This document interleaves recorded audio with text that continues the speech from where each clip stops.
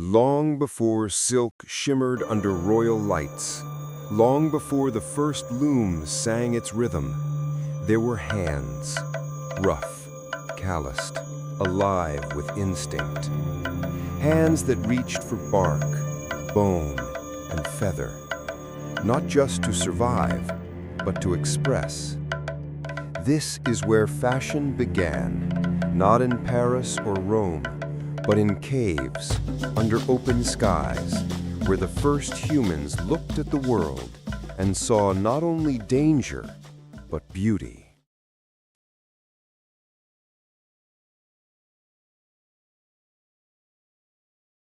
When we speak of fashion, we often imagine elegance, design, or status. But its true origin lies in something far simpler and far deeper. It began when survival met imagination. Somewhere between 100,000 and 40,000 years ago, humans began to decorate their bodies. Before thread, before cloth, they used pigment and pattern to speak without words. They ground red ochre and charcoal into paint. They traced lines across their skin, spirals, dots, and streaks of meaning. They wore shells from the sea, bones from the hunt, feathers from the sky. Every object carried a message. I belong. I am brave. I have lived. It was not vanity. It was identity.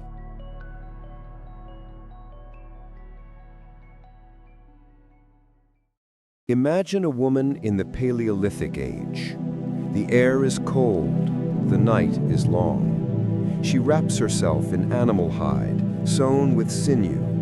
Across her neck hangs a string of beads, each one carved from shell and smoothed by hand. Maybe they mark a season survived, a child born, a hunt successful. Each bead, a memory. Each mark, a message left on the body itself. Fashion in its first form was storytelling.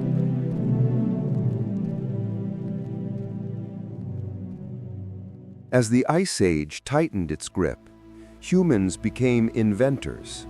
They shaped bone into needles. They pierced skins and joined them with thread made of animal tendon. The first stitches were acts of engineering and art. A single seam was survival. A row of stitches was elegance. By 30,000 BCE, humans were not only dressing for warmth, but shaping clothing to fit the body. They experimented with silhouettes long before the word existed. Hooded cloaks, fitted leggings, fringed tunics. If you look at cave paintings in France or Spain, you'll see figures painted with care, some wearing belts, some with tassels, some adorned with bracelets. Even in shadow and dust, there was creativity. Even then, humans cared about how they appeared.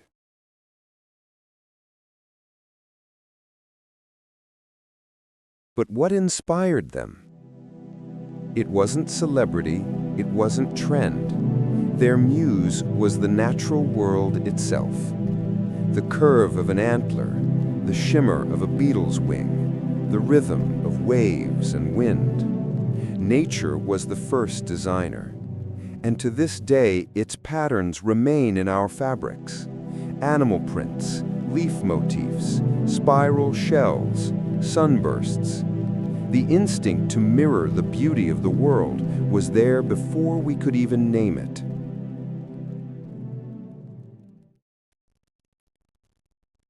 As tribes evolved into early settlements, another idea emerged, that clothing could carry spiritual power. In many ancient graves, from Africa to Siberia, archaeologists have found garments buried with the dead. The living decorated themselves not only to be seen, but to be remembered. Adornment became sacred. The feather was a prayer. The bead was a story. The pattern was protection. To paint oneself before a ritual or hunt was to step between worlds, half human, half symbol. It was fashion as transformation.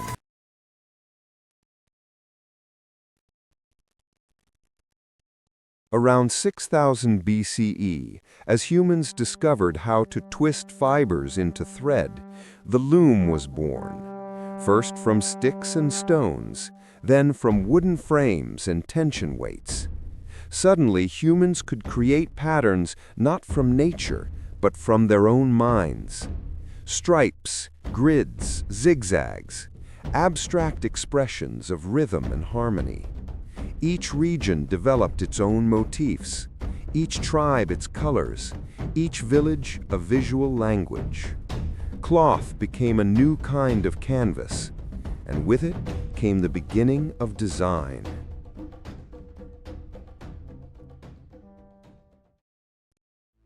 In ancient Mesopotamia, one of the earliest cradles of civilization, we find the earliest depictions of woven garments. Shepherds watched over sheep, not just for food, but for fiber. Wool became wealth, textiles became trade, and so fashion began to shape society. The higher your rank, the finer your fabric. The richer your dye, the more respect you commanded. Color itself became a symbol of status. But behind every robe and wrap, there was still that primal instinct to use beauty as language.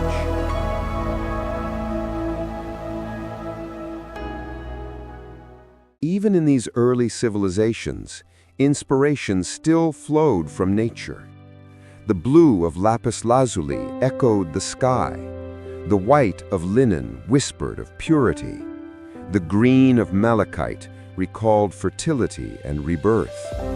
And so every garment told a story, not just of who a person was, but of what they believed in.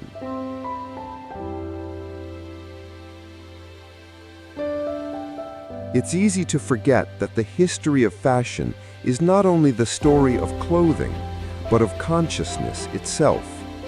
The moment humans began to decorate, they began to imagine. They saw themselves as more than bodies to protect.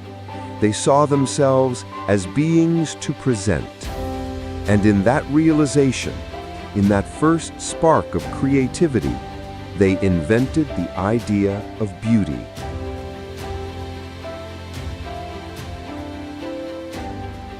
There's a cave in Blombos, South Africa, where archaeologists found beads made of Nassarius shells, deliberately pierced and strung together.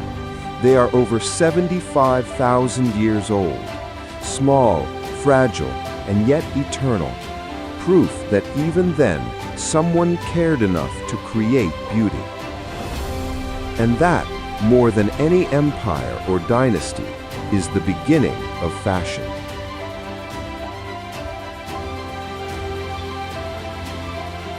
What inspired fashion from the very start was the human heart, the need to belong, the wish to be remembered, the dream of transforming what we see into something we can wear. Fashion began with a whisper, with red ochre, with feathers, with light. It grew through ritual and survival, through love and imagination. And even today, under all our modern fabrics, it remains the same, the desire to express the invisible.